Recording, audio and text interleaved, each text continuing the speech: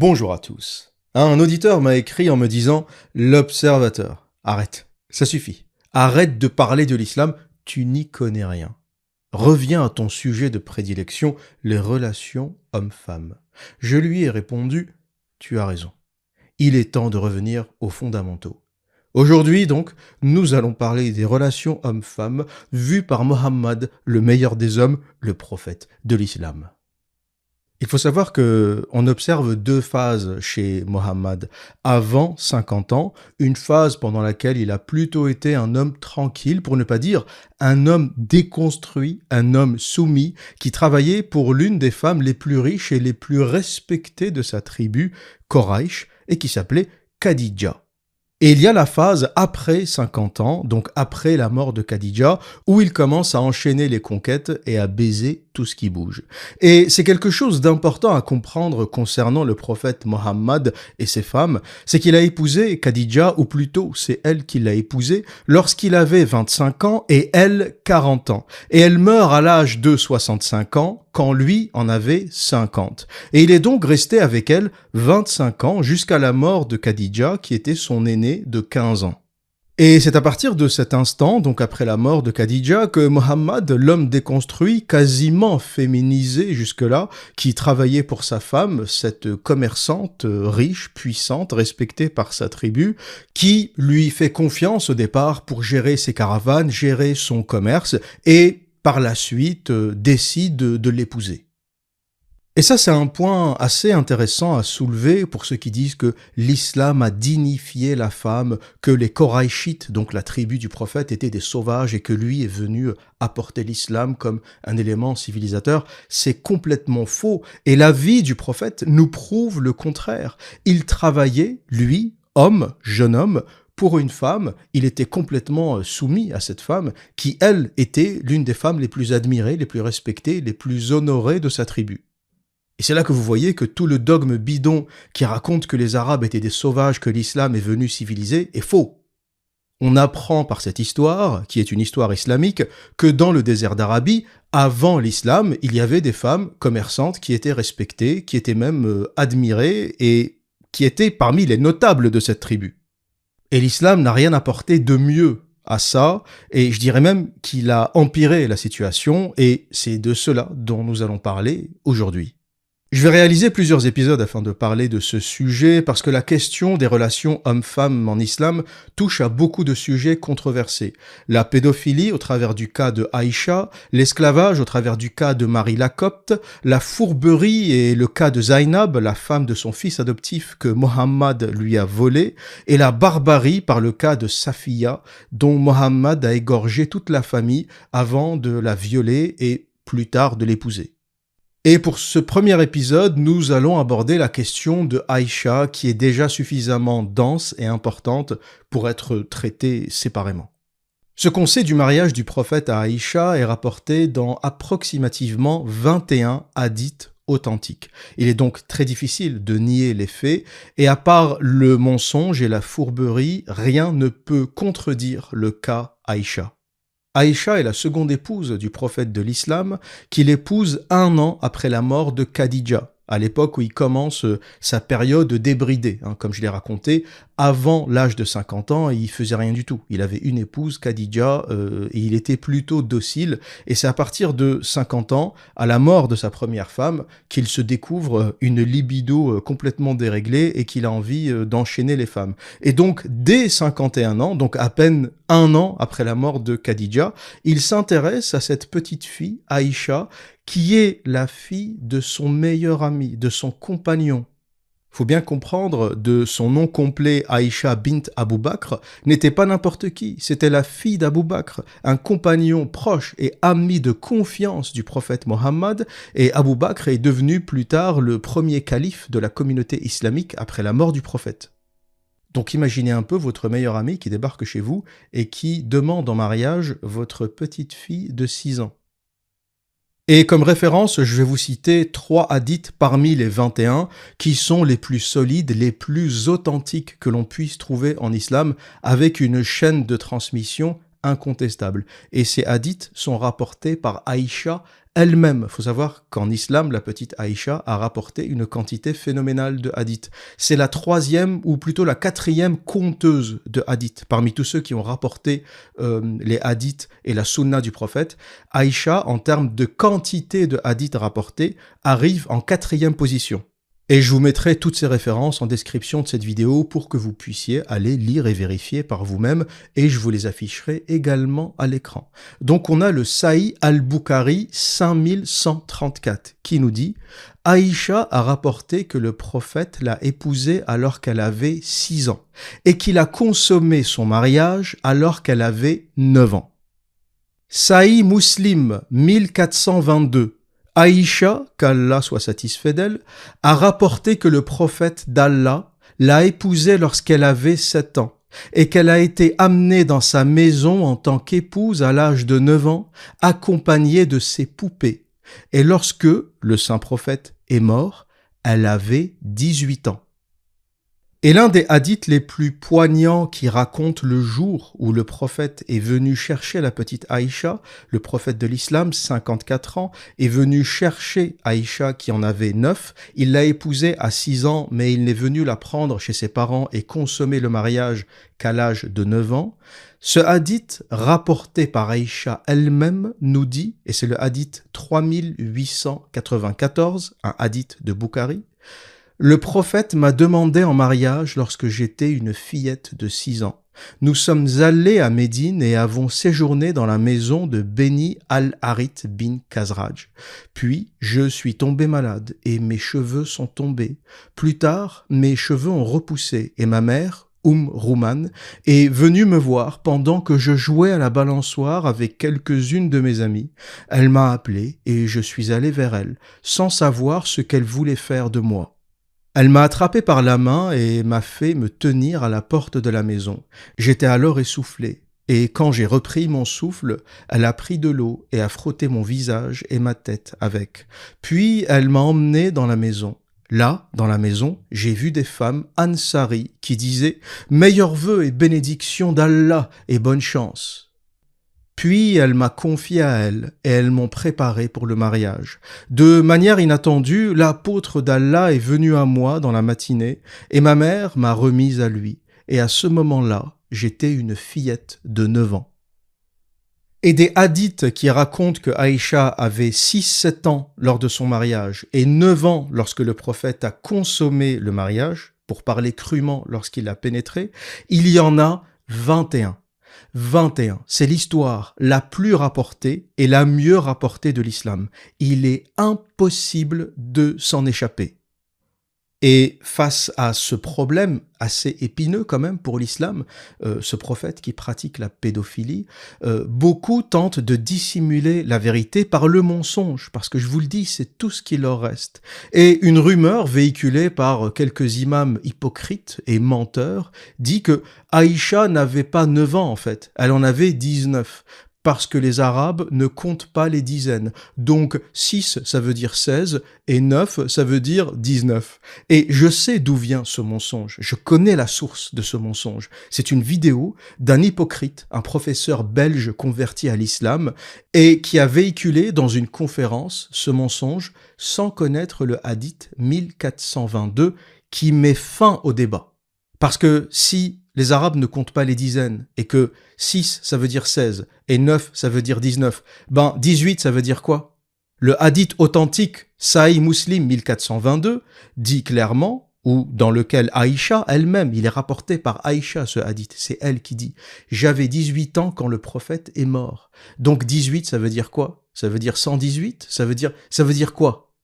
Et je vous passerai l'extrait de cette vidéo, la vidéo de ce professeur belge, pour que vous puissiez constater à quoi ressemble le mensonge et la manipulation d'un fanatique. La vidéo que vous allez voir est à l'origine de ce mensonge qui consiste à expliquer que les Arabes ne comptent pas les dizaines et que 6 veut dire 16 et 9 veut dire 19. Ah, le prophète mariait une fille de 9 ans. Ça, c'est un sujet très intéressant, vraiment très intéressant. Et je dois dire qu'il a sans doute été la plus grande motivation pour moi, parce que moi, je me suis traité de pédophile, dans un milieu où il y a eu du trou, il y a eu Il y a eu plein de choses, et puis en plus je deviens musulman. Évidemment, on dit, oui, toi, maintenant, tous les hommes, tous les musulmans, potentiellement, sont des pédophiles. Donc moi, ça m'a touché. Ça m'a vraiment touché. Et donc, j'ai cherché. Et puis alors, oui, tous les détracteurs de l'islam, ils montrent toujours ce hadith Bukhari, en plus, hein, un des hadiths dans la collection qui a été rassemblée par Bukhari, et qui, en effet... Alors la traduction, c'est vrai, Abu Bakr demande à sa fille, tiens, c'est quand exactement tu t'es mariée? Elle dit, ben voilà, le mariage qui correspond à nos fiançailles chez nous. Donc la promesse au mariage s'était faite à 6 ans, et le mariage, la consommation du mariage, lorsqu'elle a été habitée avec le prophète, s'est faite à 9 ans. Alors, évidemment, on voit ce texte, on dit, et ces hadiths sont authentiques. Ils ont été racontés par. Il y a des biographies de chacun des narrateurs. Ils ont tous l'air d'être très crédibles. Donc c'est vrai que c'est embêtant. C'est embêtant. Et puis j'ai eu vraiment la grande joie de rencontrer un docteur en islamologie qui donne cours à Halifax au Canada, un Égyptien d'ailleurs à l'époque, enfin d'origine. Et puis il m'a dit, mais non, pas 9 ans. Je dis, non, mais c'est hadith. Oui, non. Non, il dit, les chiffres, il dit, t'es né en quelle année? En 59. Donc, il dit, t'as quel âge? Ben, je disais mon âge. Non, t'as dit 59. T'as pas dit 1959. T'as dit 59. C'est 2011 aujourd'hui, t'as 1951 ans, c'est tout. Parce que 2011, moi 59, c'est... Non, attends, je suis né en 1950. Ah oui, mais tu l'as pas dit. Oui, je l'ai pas dit, non, enfin, tout le monde le sait. Voilà, il dit, tout le monde le sait. Il dit, moi, quand je présente mon livre, je dis, c'est mon 27e. Mais tout le monde sait que c'est après le 400e. Ça veut dire que j'ai écrit 427 livres et je dis, c'est le 27e. Mais en arabe, je peux le faire comme ça. Mais quand il dit, je le fais en anglais ou en français, je dois dire, c'est le 427e parce qu'il n'y a pas cette habitude. Or, l'arabe, il n'y a pas cette habitude. Et c'est vrai, j'ai réfléchi à ça, je dis, tiens, c'est intéressant. Et j'étais à Fès et on regardait un mouton. Ah, un mouton, biatin ou khemsin, 250 dirhams. Oh, je dis, c'est pas cher, ça. Ça fait 25 € pour un mouton. Et je dis, c'est pas cher.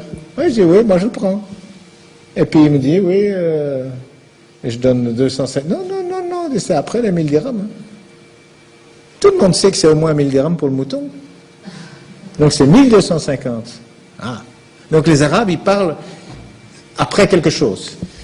C'est fantastique, ça veut dire que il y a une philosophie autour des chiffres qu'il faut connaître dans les langues, autrement on est à côté de la plaque. Donc ce hadith, en réalité, 6 ans et 9 ans, c'est après quelque chose, mais c'est pas nécessairement après la naissance.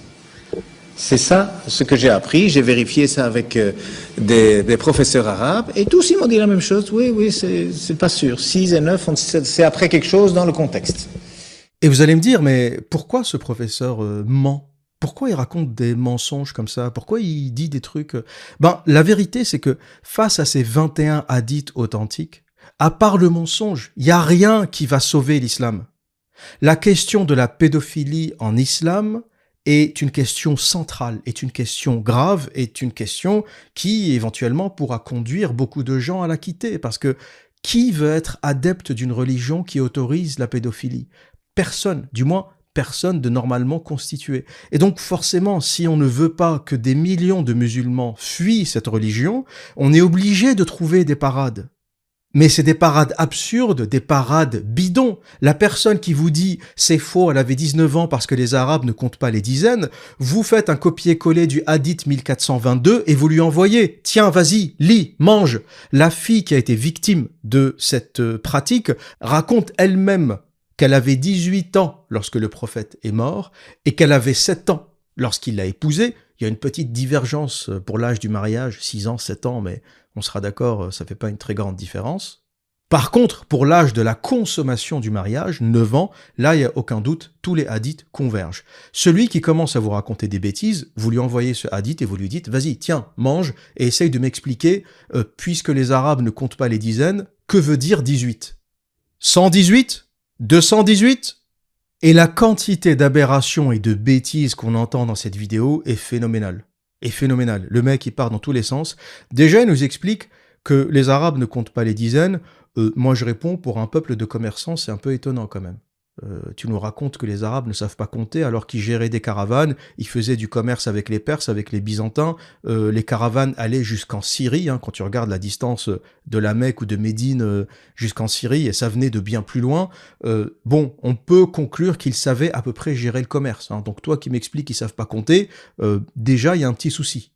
Ensuite, il raconte comment il a obtenu sa source. Et ça, c'est important parce que tous les musulmans obtiennent leur source de la même façon.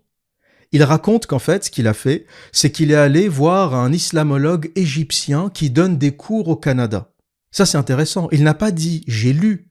Il n'a pas dit « j'ai cherché ». Il n'a pas dit « j'ai constaté moi-même par la preuve ». Non. Il a dit « je suis allé demander ». J'ai rencontré un islamologue égyptien qui donne des cours au Canada, qui lui a dit que les Arabes ne comptaient pas les dizaines. Et ensuite, ça continue dans l'absurdité, parce que ce fameux professeur égyptien, dont bien sûr il a pris le soin de ne pas révéler le nom, lui dit qu'il a écrit 427 livres, mais lorsqu'il en parle, il dit « j'ai écrit 27 livres ». Parce que dans le monde arabe, voilà, on est les rois de l'approximation, on fait tout à peu près, Inch'Allah, si Dieu le veut, et donc au lieu de dire 427, je dis 27. Alors, il y a deux aberrations dans ce truc. Déjà, quand tu as écrit 427 livres, tu dis j'ai écrit 427, hein, tu dis pas j'ai écrit 27, et surtout, comment tu fais pour écrire 427 livres?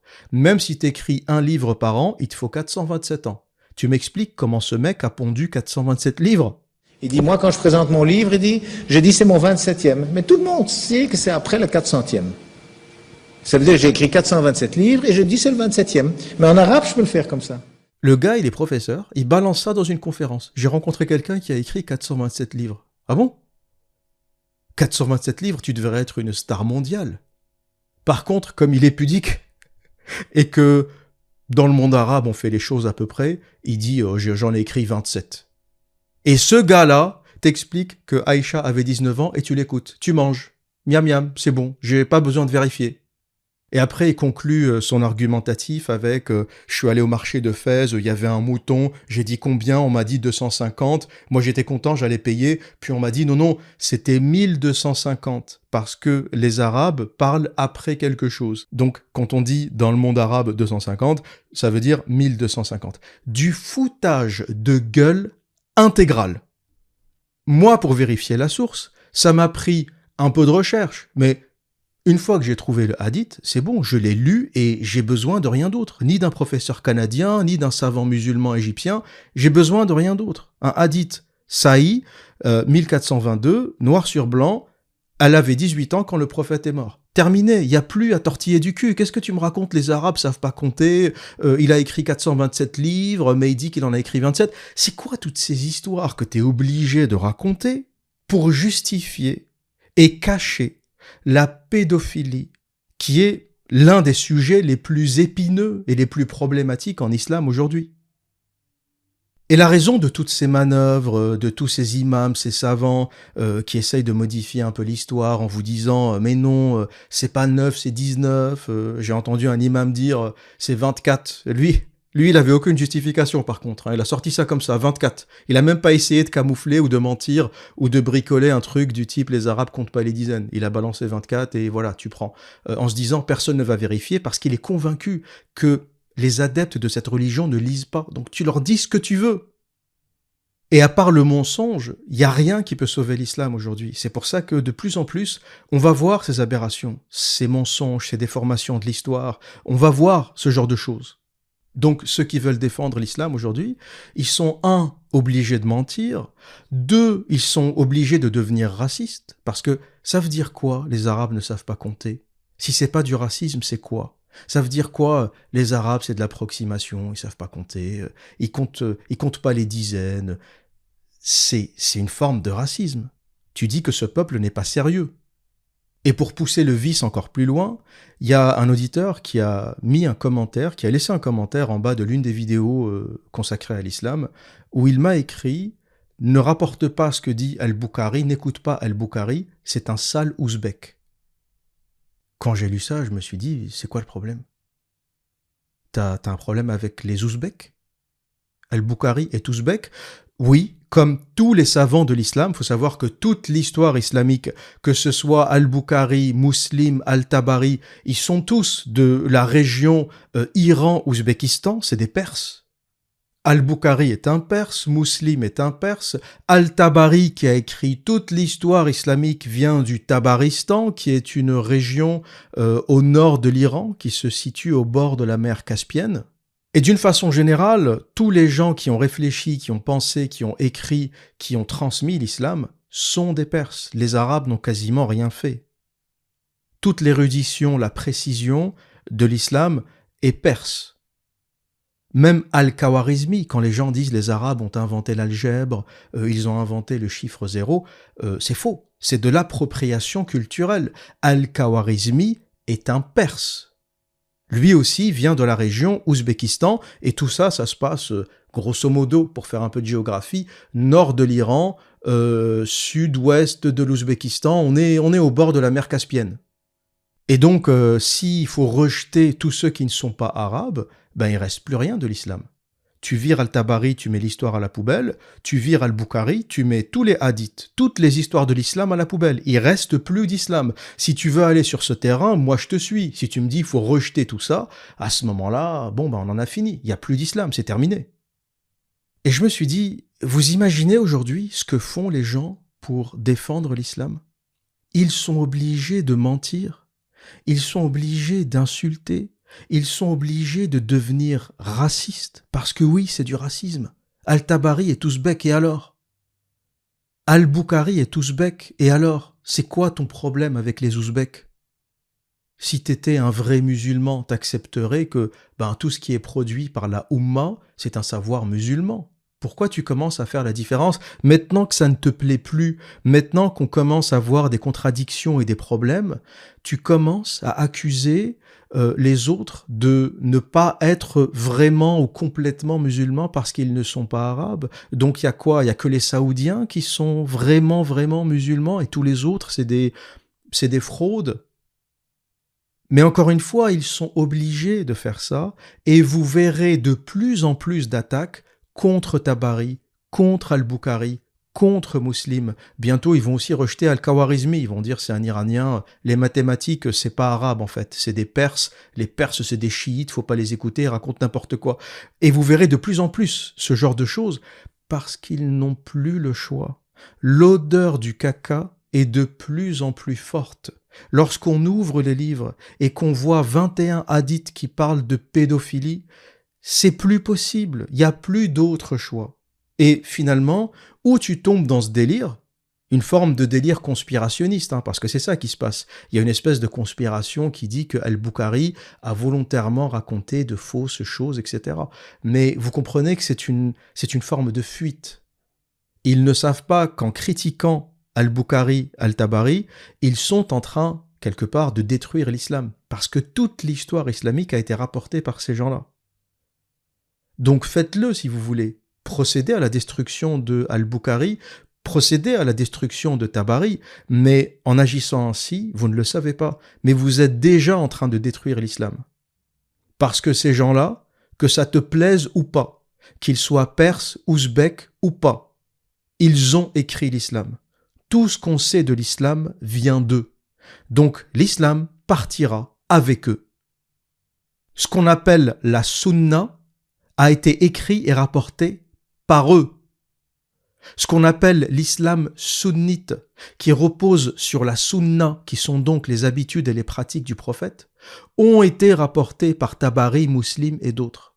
Donc si tu penses que ça, c'est faux et ça ne tient pas la route, ça veut tout simplement dire que l'islam sunnite est faux et ne tient pas la route. C'est aussi simple que ça. Sans les Perses, sans les Iraniens et sans les Ouzbeks, il n'y a plus d'histoire islamique. Mais en réalité, ce prof belge, comme beaucoup d'Européens ou de chrétiens qui se convertissent à l'islam, a dû rencontrer une musulmane, et c'est souvent comme ça que ça se passe. Un auditeur m'a dit, et ça m'a beaucoup fait rigoler, lorsqu'un Européen ou un chrétien ou un blanc te dit qu'il s'est converti à l'islam, je lui demande toujours comment elle s'appelle. Tous ceux que vous voyez sur Internet, les pseudos Alex musulman, Jean musulman, Jésus musulman, tout ce que vous voulez. En général, ces gens-là ont rencontré une gonzesse qui était musulmane et ils se sont convertis. Ça ne va pas plus loin que ça. Et ce prof d'histoire n'échappe pas à la règle. Il a rencontré une gonzesse, une Khadija, ça lui a plu, il a aimé les formes, elle était jolie, il a aimé sa peau, il est tombé amoureux, voilà. Elle l'a envoyé acheter 2 cornes de gazelle, il a pris un thé à la menthe. Il est allé au marché de Fès 2-3 fois, il a acheté un mouton, et il s'est dit c'est génial, l'islam c'est bien, c'est beau, et il s'est converti. Et puis à un moment, on lui a parlé du problème de la pédophilie lorsqu'il a commencé à annoncer autour de lui « ça y est, je suis converti à l'islam, j'ai fait ma shahada ». Les gens qui savent lui ont dit « tu connais l'histoire de Aïcha, tu sais vraiment ce qui s'est passé ?» Il n'arrivait pas à y croire. Donc forcément, il est tombé dans une forme de dissonance cognitive et pour échapper à ça, il a cru à toutes les histoires qui lui permettaient de se sauver, d'échapper à ça. Parce que lui, étant un humain, je pense pas qu'il est foncièrement mauvais, parce que ça l'a dérangé. S'il était mauvais, ça l'aurait pas dérangé. Il aurait dit oui, et alors ? Et alors ? On épouse des filles de 6 ans, et alors ? Qu'est-ce qui t'emmerde ? C'est pas du tout le cas. Lui, ça l'a dérangé. Il a dit je me suis mal senti, surtout dans le contexte de l'affaire Dutroux en Belgique, etc. Donc, il a essayé de trouver une parade qui lui fait accepter l'islam. Et quand il a rencontré cet imam, ce professeur égyptien au Canada, il n'a pas fait de recherche. Le mec qui lui a balancé comme ça, les Arabes comptent pas les dizaines, elle avait 19 ans, il a bouffé. Il a bouffé parce que ça l'a tout de suite conforté dans son dogme. Ça a tout de suite calmé et rassuré sa dissonance cognitive. Il a dit c'est bon, je mange, miam miam, ça me suffit. Tu lui dis, Hadith 1422, va lire. Aïcha elle-même, la petite, elle te dit, j'avais 18 ans quand il est mort, et j'avais bien 6 ans quand il m'a épousé, ou plutôt 7 ans, et 9 ans quand il a consommé le mariage. Il va te dire, non, c'est bon, le professeur canadien, il m'a dit 19 ans, c'est 19 ans. C'est ça qui se passe, en fait. La dissonance cognitive est immense, et encore plus pour ceux qui sont nés dans l'islam. Parce que quand tu t'es converti, bon, c'est pas vraiment en toi, tu vois, c'est pas quelque chose que t'as depuis la naissance. Mais quand t'es musulman de naissance et que t'as grandi dans ça et que toute ta vision du monde est façonnée par ça, imaginez la violence. Imaginez la violence et j'ai pas fini. Là, c'est que le début du podcast. Je vous ai pas raconté la suite. Et finalement, le niveau de spiritualité de ces nouveaux convertis, les gens musulmans, Alex musulman, Jésus musulman, machin, leur niveau de spiritualité est au niveau de la sensibilité du clitoris de leur ourti musulmane. C'est de ce niveau-là. Tout ce qu'ils vous racontent du genre « ouais, j'ai lu un verset et je suis tout de suite tombé sous le charme, j'ai lu une sourate, ça m'a convaincu de la divinité d'Allah », c'est bidon. C'est bidon. T'as rencontré une meuf, fallait te convertir parce que sa famille, parce que la culture, point. Et à la limite, ça me dérange pas. Je suis pas en train de vous dire que c'est pas bien d'épouser des musulmanes. Épouse qui tu veux. Moi, je suis un libéral, La gonzesse te plaît. Faut te convertir pour que ses parents te foutent la paix. Fais-le. Mais ne viens pas me raconter de salade. Ce qui me dérange, c'est pas le fait d'épouser une musulmane. Fais ce que tu veux. Demain, si je rencontre une musulmane qui me plaît, qui fait bien la cuisine, ça me dérangerait pas. Tu vois, c'est pas un problème. Et même s'il faut faire le fourbe, dire à sa famille que je me suis converti, j'en ai rien à branler. Si pour que le père ne me casse pas les couilles, faut que je lui dise oui, bismillah, alhamdoulilah, donne, apporte le couscous. Je peux le faire, c'est pas un problème. Du moment que la gonzesse me plaît et que j'ai envie de faire ma vie avec, c'est pas un sujet. Allahu Akbar, quand il me dit faut venir à la mosquée, je vais lui dire non, j'ai peur d'attraper le Covid. Et voilà, tu passes ta route. Mais ce qui me dérange, moi, c'est l'hypocrisie. C'est quand ces nouveaux gens musulmans te disent non, moi j'ai découvert la spiritualité, j'ai lu une sourate. J'ai lu une sourate, la sourate 65, verset 4. C'était beau, ça m'a touché. Et vous savez, surtout, quand ils lisent le Coran avec la musicalité. Vous savez, en arabe, il y a ce qu'on appelle le tajwid. Le tajwid, c'est quand vous les entendez lire avec la voix nasale, là, ce genre de truc. Et les mecs, ils comprennent rien. Ils sont là, ils récitent. Ils ont rien pigé. Au truc et ils sont là, c'est beau, la spiritualité, c'est beau. Sourate 65, verset 4. Puis à un moment, tu l'attrapes, tu dis, viens ici, Abdul Kader. Arrête de chanter, là. Viens ici. Déjà, t'as le nez bouché, viens ici. T'as compris ou t'es juste en train de chanter? T'as compris ou ça fait 20 ans que tu récites comme un débile? Tu sais ce que dit cette sourate? Tu l'as lu ou pas? Viens, on va la lire ensemble. Assieds-toi, t'es pas prêt. Sourate At-Talaq, le divorce, verset 4. Quant aux femmes qui n'ont plus leurs règles ou qui ne les ont pas encore eus, leur retraite est de 3 mois. Sachez-le, si vous en doutez. Quant aux femmes enceintes, leur retraite cesse avec l'accouchement. Allah facilite la vie de qui le craint. Et vous allez me dire, l'observateur, c'est quoi ce verset? Est-ce que tu peux me l'expliquer? Je vais te répondre, en islam, on n'explique pas les versets. C'est les érudits qui le font. C'est Ibn Kathir qui explique les versets, et c'est ce qu'on appelle le tafsir, le décryptage. Celui qui te dit « moi je lis le Coran tout seul et je comprends », tu lui dis « tu n'es pas un musulman, tu n'es pas musulman ». En islam sunnite, la règle veut qu'on se remette aux érudits pour expliquer des textes parce qu'ils sont extrêmement complexes et parce qu'il y a un contexte qu'on appelle en arabe sabab, an-nuzul. Sabab, raison, nuzul, ça veut dire descente. On considère que le Coran vient du ciel, que Dieu ou Allah le descend sur Mohammed, et donc il y a une raison de la descente. Voilà comment on comprend le Coran. Et voilà ce que nous dit le tafsir d'Ibn Kathir, page 294, je vous mets le lien en description et vous irez lire par vous-même. Il nous dit « La femme dont les menstrues ont cessé à cause de son âge. Et la jeune fille qui n'a pas encore ses menstruations. La retraite de l'une et de l'autre est fixée à 3 mois au lieu de 3 menstruations fixées pour les autres. » Et là, vous allez me dire, l'observateur, ça veut dire quoi? La femme dont ses menstrues ont cessé à cause de son âge. Et la jeune fille qui n'a pas eu encore ses menstrues, la retraite de l'une et de l'autre est fixée à 3 mois. Et là, on va dans les raisons de la descente. Pourquoi ce verset a été envoyé? Et le tafsir de Ibn Kathir nous dit « Quant à la circonstance de la révélation, Ubay ben Ka'b a rapporté « Je dis au messager de Dieu, qu'Allah le bénisse et le salue, des gens à Médine parlaient du verset cité dans la sourate de la vache qui traite de la retraite des femmes et conclurent qu'il reste encore certaines catégories de femmes qui ne sont pas concernées par ce verset. Les jeunes impubères, celles qui atteignent l'âge de la ménopause et les enceintes. Dieu fit alors cette révélation. Et pour le contexte plus général, cette sourate arrive pour expliquer combien de temps une femme doit attendre avant de se remarier après un divorce. Et donc, en général, Dieu a dit, ou Allah a dit, 3 menstruations, pour plusieurs raisons, pour s'assurer par exemple qu'elle n'est pas enceinte, et c'est une période de viduité pour s'assurer qu'il n'y a rien qui cloche avant qu'une femme puisse se remarier. Et les habitants de l'époque, qui avaient l'habitude d'épouser des petites, ont dit au prophète d'Allah, à Mohammed, mais il y a un petit problème dans le verset précédent, ça n'explique pas comment on divorce des petites, parce que les petites n'ont pas de menstruation. Donc, comment on sait comment les divorcer? La question, en gros, c'est comment on divorce d'une petite de 6 ou de 7 ou de 9 ans si elle n'a pas de menstruation, comme Allah le préconise? Qu'est-ce qu'on fait? Et donc, Allah envoie le verset 4 de sourate At-Talaq, où il dit aux humains, et là, c'est le créateur de l'univers qui parle, c'est voilà, il a envoyé le Coran à l'humanité pour qu'on puisse tous vivre mieux.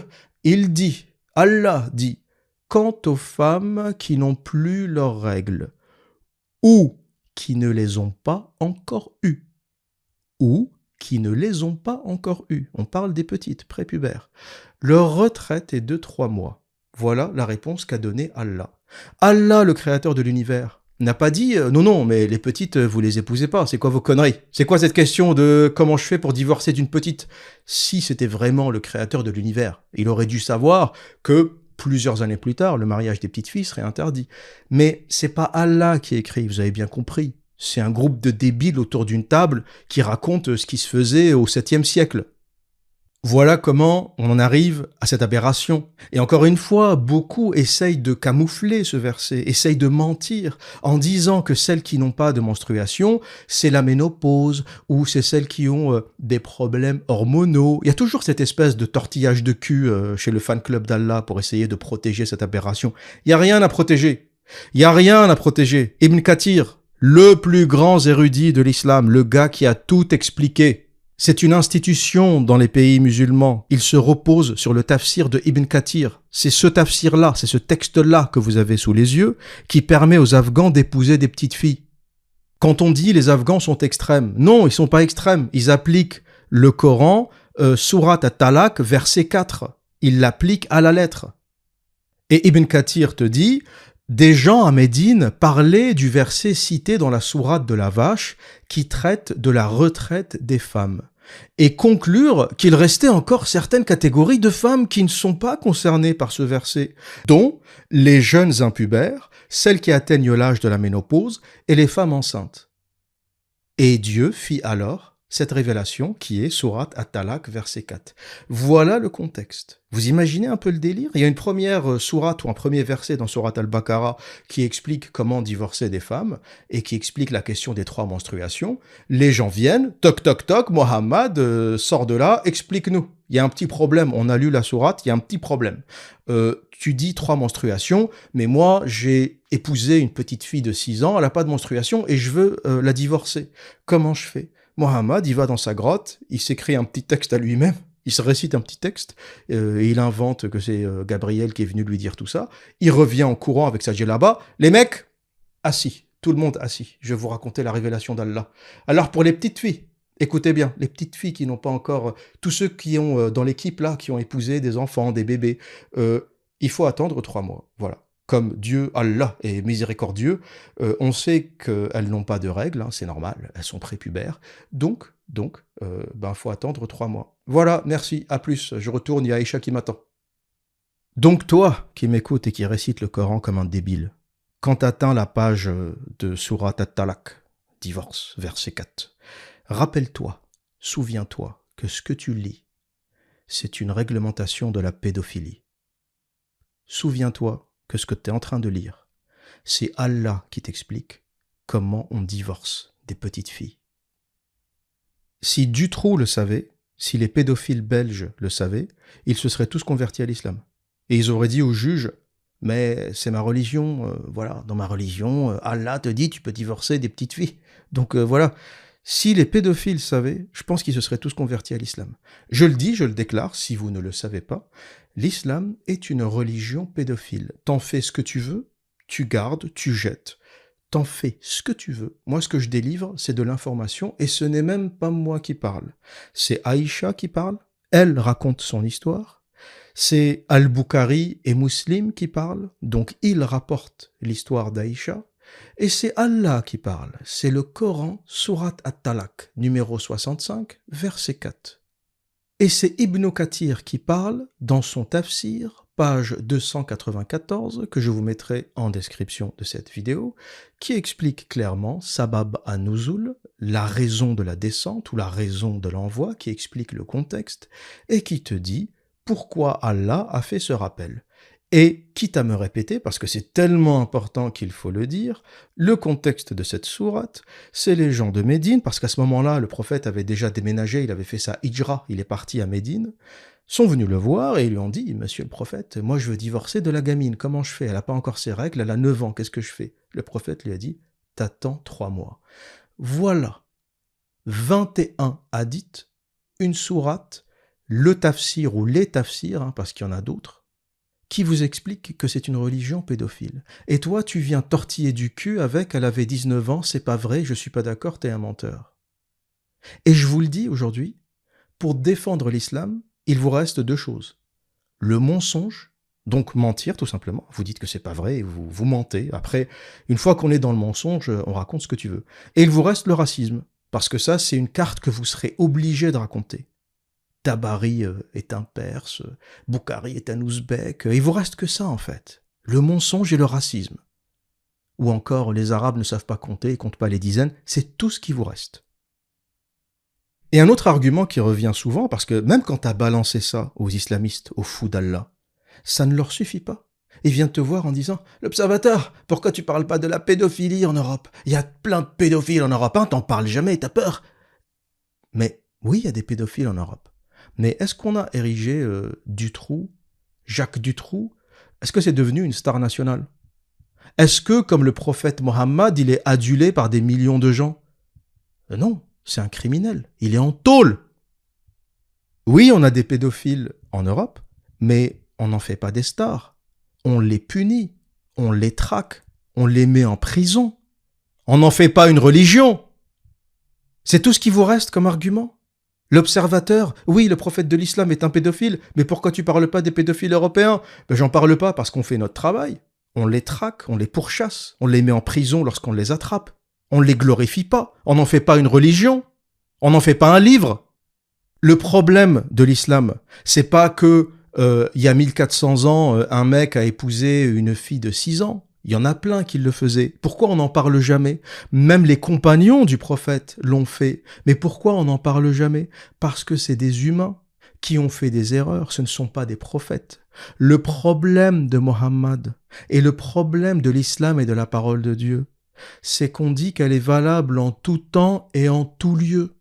Et c'est pour ça que dans le monde musulman aujourd'hui, il y a des hommes de 50 ans qui épousent des petites filles de 6 ans avec l'appui et la bénédiction d'Allah. Voilà où est le problème.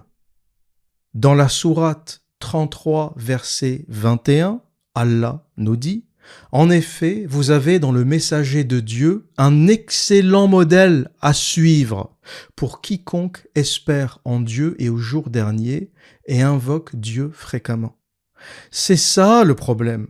Les gens qui disent « on s'en fout, c'est les hadiths, c'est pas grave, c'est Mohammed, mais Dieu n'a rien à voir dans cette affaire, ou Allah n'a rien à voir. » Si Allah a à voir dans cette affaire, parce que Allah te dit, sourate 33, verset 21, « Vous avez dans le messager de Dieu un excellent modèle à suivre. » T'as compris où est le problème?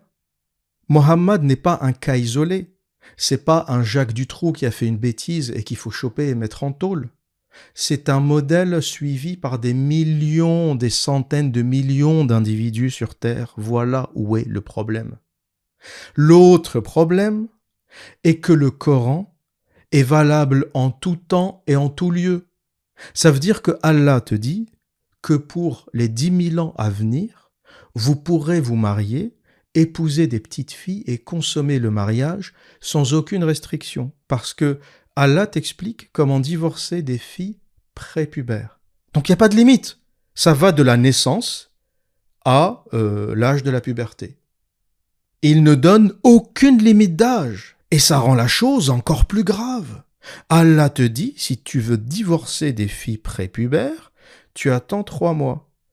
Donc cette fille prépubère peut avoir n'importe quel âge, entre 0 et 12 ans. C'est ça le problème.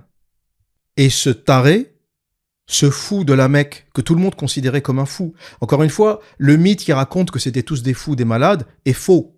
Il est faux. Preuve en est, avant l'islam, Khadija était une femme respectée. Jusqu'à 40 ans. Elle était célibataire jusqu'à 40 ans et elle était commerçante et elle était riche, elle était puissante. C'est même elle qui a épousé ce pauvre fou. Et on te dit, après, l'islam a dignifié la femme. Il a dignifié rien du tout. Ça veut bien dire que dans cette tribu de Quraysh, les gens n'étaient pas des sauvages. Ils acceptaient très bien qu'une femme puisse être célibataire et commerçante. Ils étaient peut-être beaucoup plus développés qu'on ne le pense. Ou du moins, aussi développé qu'on pouvait l'être au 7e siècle dans le désert d'Arabie. Il y a aussi un contexte du lieu. Et le problème, c'est que le Coran sort de ce contexte et il rend ses habitudes valables en tout temps et en tout lieu. Et Mohammed a complètement détruit la vie de cette petite fille. Et preuve en est, elle n'a pas eu d'enfant. Pour les musulmans qui parlent le matin et soir de la baraka, Aïcha n'a eu aucun enfant. Votre prophète a eu 0 baraka. Imaginez le calvaire de cette petite fille de 9 ans qui vit avec un gros dégueulasse de 54 ans, qui s'essuyait le cul avec 3 pierres et qui avait des poux. Et pour tous ceux qui pensent que le prophète est un modèle, qu'il était propre, bon, etc., vous allez tomber de haut. C'est pas du tout ce que raconte l'histoire islamique. Sunna ibn Daoud, hadith 3080, l'un des hadiths les plus authentiques de l'islam, degré saï élevé, degré de véracité, de solidité élevé. Et ce hadith nous dit, rapporté par Zainab, l'une de ses femmes, elle enlevait des poux de la tête du messager d'Allah, alors que la femme d'Othman ibn Affan et les femmes immigrées étaient avec lui. Ensuite, le hadith continue, mais il parle d'un autre sujet. Il parle du sujet de l'héritage et des femmes lorsque leur mari décède, etc. Mais le hadith commence par « Elle enlevait des poux de la tête du messager d'Allah alors que la femme d'Othman ibn Affan et les femmes immigrées étaient avec lui. » Le prophète de l'islam avait des poux. Et c'est pas le seul hadith qui rapporte qu'il avait des poux. Je vais pas tous vous les lire, mais vous en trouverez plein. Autre hadith, Sahih Muslim, numéro 1300. Celui-ci, vous n'êtes pas prêt. Jabir, fils d'Abdullah, qu'Allah soit satisfait de lui, rapporte que le messager d'Allah a dit « Un nombre impair de pierres doit être utilisé pour se nettoyer les parties intimes après avoir répondu à l'appel de la nature. » En gros, quand tu chies et que tu t'essuies avec des pierres, tu dois utiliser un nombre de pierres impair, 3, 5, 7. Et le lancer de cailloux au jamras doit se faire en nombre impair, 7. Et le nombre de circuits entre Al-Safa et Al-Marwa est également impair, 7. Ainsi que le nombre de circuits autour de la Kaaba est aussi impair, 7. Chaque fois que l'un d'entre vous doit utiliser des pierres pour nettoyer les parties intimes, il doit utiliser un nombre impair de pierres, 3, 5 ou 7. L'envoyé de Dieu t'explique comment te nettoyer le cul avec des pierres. Et vous me dites que cette religion est divine? Et ce hadith est indestructible. Pourquoi? Parce que si tu me dis, on va prendre l'exemple de mon auditeur, le raciste qui me dit les Ouzbeks, faut pas les écouter, faut pas écouter les Ouzbeks. Bon ben, manque de bol, Sahih Muslim, pareil. Bon, c'est un Perse. Qui te rapporte ça? Ben, il te rapporte aussi que tourner autour de la Kaaba, il faut le faire 7 fois. Pourtant, tu le fais. Donc ce hadith, il est vrai ou il est faux? Le même hadith qui t'explique comment tu fais le Safa et le Marwa, hein, l'aller-retour entre les deux petits monticules de pierre, et combien de fois tu tournes autour de la Kaaba, donc tout ça tu le fais. Hein. Finalement, Muslim, il raconte pas de bêtises, tous les musulmans l'écoutent. Il tourne 7 fois autour de la pierre noire, sans connaître son origine, mais ça c'est un autre sujet. Ça aussi, l'histoire de la pierre noire, vous n'êtes pas prêts. Mais bon, c'est pas le sujet de cette vidéo. Donc, ils écoutent tout ça, et quand tu leur dis mais tu savais que dans le même hadith qui t'ordonne de tourner 7 fois autour de la Mecque, le même, il te dit aussi que tu dois t'essuyer le cul avec un nombre de pierres impair. Et encore, n'oubliez pas que ces traductions européennes, qu'elles soient en anglais et en français, ont tendance à affiner un peu le vocabulaire, parce qu'il y a des choses beaucoup plus crues. Donc, on a appelé ça l'appel de la nature. Chier, on a appelé ça l'appel de la nature. Je suis certain qu'en arabe, c'était écrit chier. Quand tu vas chier, quand tu sors chier, tu t'essuies le cul avec 3, 5 ou 7 pierres. Et une fois que tu t'es essuyé le cul avec 7 pierres, tu vas faire le tour de la Kaaba 7 fois. Pareil, avec la merde qui te colle au cul. Et t'as des musulmans qui te disent, il y a un musulman, il m'a écrit ça en commentaire, il me dit heureusement que les musulmans étaient là pour vous apprendre à vous laver. Encore une fois, je vous ai dit, la seule chose qui leur reste, c'est la méchanceté et le racisme, et le mensonge. Il reste que ça, en fait. Quand tu les mets face à la vérité de ce qu'est l'islam, c'est tout ce qui leur reste. Et moi, je réponds, quelle propreté t'a appris ton prophète? Quelle propreté t'a appris ton prophète? Hadith 3080, un hadith sahih validé par Al-Albani, du plus haut degré d'authenticité, te dit, rapporté par Zainab, sa femme, qu'il avait des poux. Et hadith Sahih Muslim te dit qu'il s'essuyait le cul avec des pierres. De quoi vous parlez? En fait, l'image que vous avez de votre prophète est fausse parce que vous ne lisez pas. Si vous ouvrez les livres, vous allez vomir. Si vous ouvrez les livres de cette doctrine, de ce dogme qu'on appelle islam, vous allez vomir. Et pour revenir à la question d'Aïcha, pourquoi il n'a pas eu d'enfant avec elle? Eh bien, parce qu'il a certainement détruit son système reproductif.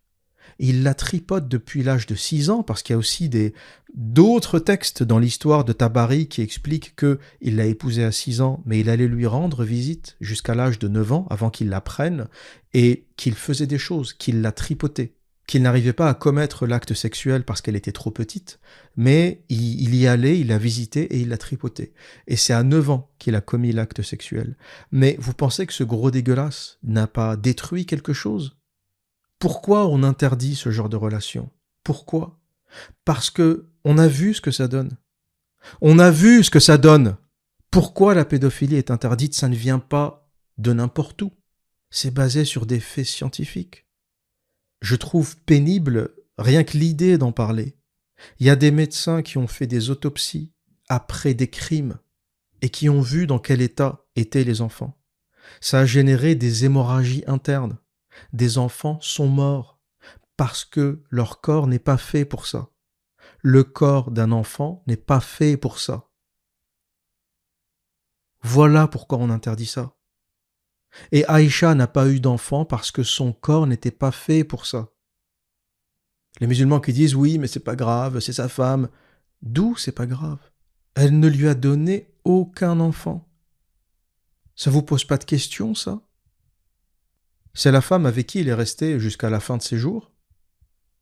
Il est mort à 63 ans ou à 62 ans lorsqu'elle en avait 18. Et vous ne vous posez pas d'interrogation pourquoi il n'a pas eu d'enfant avec cette femme. La réponse, vous la connaissez. Parce que ce qu'il a fait est grave. Parce que ce qu'il a fait à cette petite fille pendant son enfance a détruit son système reproductif. Voilà ce qui s'est passé. Voilà la réalité de la barbarie de ce qui s'est passé. Et voilà ce que vous essayez de cacher. Aujourd'hui, pour continuer à défendre l'islam, je vous le dis très clairement, il n'y a aucun argument qui tient. Il n'y a aucun argument qui tient. La seule chose, c'est le mensonge, comme l'a fait ce prof belge. Tu ne peux que mentir, en fait, et inventer des histoires. Le racisme, donc inventer des histoires conspirationnistes de les Perses modifient les textes, etc. Des histoires du type c'est un sale ouzbek, faut pas l'écouter. Les mêmes gens qui se plaignent du racisme en Europe pratiquent le racisme quand ça les arrange. Je suis certain que cet auditeur qui m'a écrit « Faut pas écouter Al-Tabari, c'est un sale ouzbek » irait porter plainte si moi je lui disais « Faut pas t'écouter parce que t'es un sale maghrébin ». Comment tu réagirais à ça? Toi qui m'écoutes et qui m'a dit « Faut pas écouter Al-Tabari, c'est un sale ouzbek ». Si moi je te disais « Faut pas t'écouter parce que t'es un sale maghrébin », comment tu réagirais? Qu'est-ce que ça provoquerait en toi? Tu crierais au racisme, tu crierais à l'indignation. Tu dirais, c'est pas normal, on ne peut pas me juger sur une base ethnique. Je veux bien qu'on me juge sur ma compétence, sur mon travail, mais je ne veux pas qu'on me juge sur une base ethnique. Et c'est ça le problème du racisme, c'est que on ne juge pas les gens sur leurs erreurs ou sur leurs actions ou sur leur comportement, on les juge sur une base ethnique. C'est pour ça que c'est insupportable. La base ethnique, elle n'est pas choisie. T'es né, quelle que soit ton ethnie, c'est pas quelque chose que t'as décidé. Voilà pourquoi le racisme n'est pas toléré, n'est pas tolérable. Et toi qui, je suis certain, dans ton cas personnel, va utiliser cet argument contre le racisme et pour te protéger du racisme, tu oses utiliser le racisme quand ça t'arrange. Maintenant que ça te dérange, maintenant que ces informations sont rapportées par un ouzbek perse, tu commences à l'insulter sur son ethnie et sur sa race et sur son origine parce que ça ne t'arrange pas. Vous imaginez ce qu'a fait l'islam de vous? Vous imaginez en quoi vous a transformé l'islam? Vous devenez des monstres pour défendre cette religion. Vous devenez des menteurs, des racistes, vous devenez violents pour défendre un dogme qui n'a pas de fondement, pour un dogme écrit par un groupe de voyous pour servir leur conquête.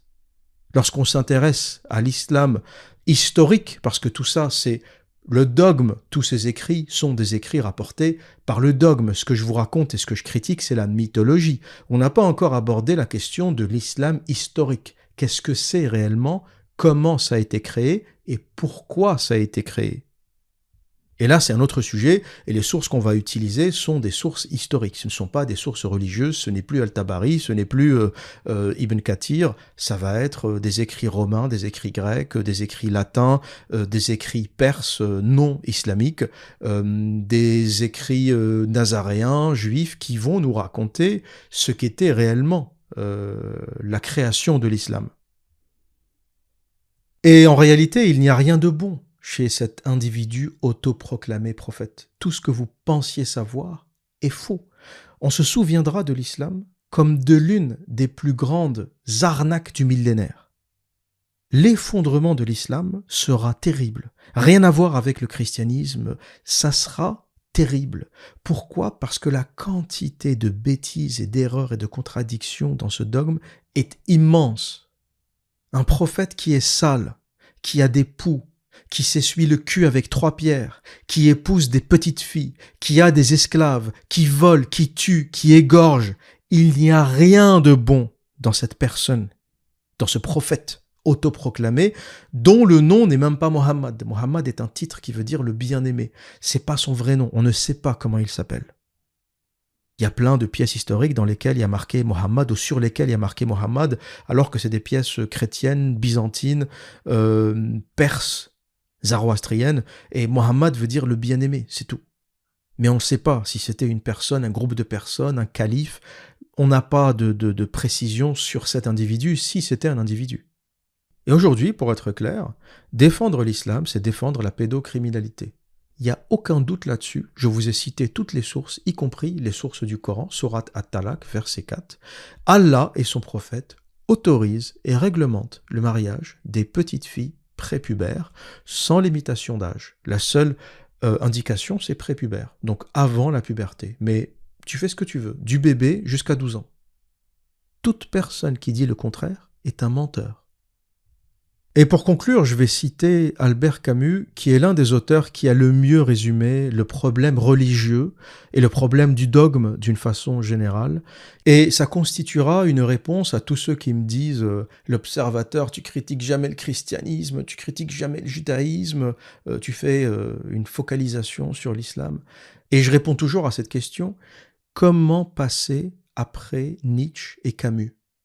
Ils ont mis le christianisme par terre. Ils ont mis la question religieuse par terre, ce qui n'est pas encore le cas de l'islam. Voilà pourquoi je ne parle pas du christianisme. Qu'est-ce qu'il y a de plus à détruire? Si toi, tu as le courage de passer après Nietzsche, vas-y, bon courage. Moi, quand j'ai lu Nietzsche et ce qu'il dit du christianisme, et quand j'ai lu Camus et ce qu'il dit du christianisme et du communisme qu'il agglomère, j'ai plus rien à dire. La messe est dite sur le christianisme. Et voilà ce que nous dit Camus au sujet des dogmes d'une façon générale, un extrait de L'homme révolté. Le communisme n'est qu'un christianisme dégénéré. Pour Marx, la nature est ce qu'on subjugue pour obéir à l'histoire. Pour Nietzsche, c'est ce à quoi on obéit pour subjuguer l'histoire. C'est aussi la différence entre le chrétien et le grec. Nietzsche a prévu ce qui allait arriver. Le socialisme moderne tend à créer une forme de jésuitisme séculier, à faire de tous les hommes des instruments. Ce qu'on désire au début, c'est le bien-être. Par la suite, on marche vers un esclavage spirituel tel qu'on n'en a jamais vu. Et dans L'homme révolté, Camus nous parle du problème de vouloir imposer l'histoire à la nature. Les Grecs pensaient que la nature était ce qu'elle était et que la règle et la loi de la nature. Alors que les communistes, par exemple, qui sont des dogmatiques, ont tenté d'imposer l'histoire à la nature. Ils savaient que le communisme ne fonctionnait pas. Ils savaient que ça créait la misère, la famine. Mais ils ont continué à forcer afin de tenter, en espérant que cette histoire, le communisme, allait modifier la nature, allait dompter la nature. Et pour Camus, qui cite Nietzsche, il explique que la nature, c'est ce à quoi on obéit pour subjuguer l'histoire. C'est l'histoire qui doit se plier à la nature, et c'est pas une histoire racontée qui doit soumettre la nature. Et voilà le problème des dogmes et des religions, c'est qu'elles essayent de nous imposer quelque chose de contre-nature. Elle force. La nature te dit, c'est pas bien de toucher aux enfants. C'est pas bien de toucher aux petites filles. Parce que c'est mal, parce que ça provoque des hémorragies, parce que les enfants meurent. Et lorsqu'ils survivent, ils sont traumatisés à vie. Parce qu'à cet âge, ils sont censés jouer à la poupée, jouer à la balançoire avec leurs amis. Ils sont censés avoir la naïveté de l'enfance. Ils ne sont pas prêts pour la chose sexuelle. Voilà ce que dit la nature. Et la religion, le dogme te dit, si tu veux divorcer des petites filles, attends 3 mois. Vous avez compris où est le problème du dogme de l'histoire qui veut s'imposer à la nature? C'est exactement ce que vous dit Camus. L'histoire, qui englobe le dogme, la religion, s'impose à la nature et la détruit. Et je ne sais pas pour les autres histoires, mais pour l'islam en tout cas, nous assistons à la fin de l'histoire. Et dans quelques années, lorsqu'on parlera de cette absurde épopée islamique teintée de violence et de pédophilie, on racontera que c'est la petite Aïcha, son histoire, et tous les hadiths qu'elle a rapportés au sujet du crasseux prophète qui a fait tomber l'islam. She moves like a breeze. I swear I can't get her out of my dreams.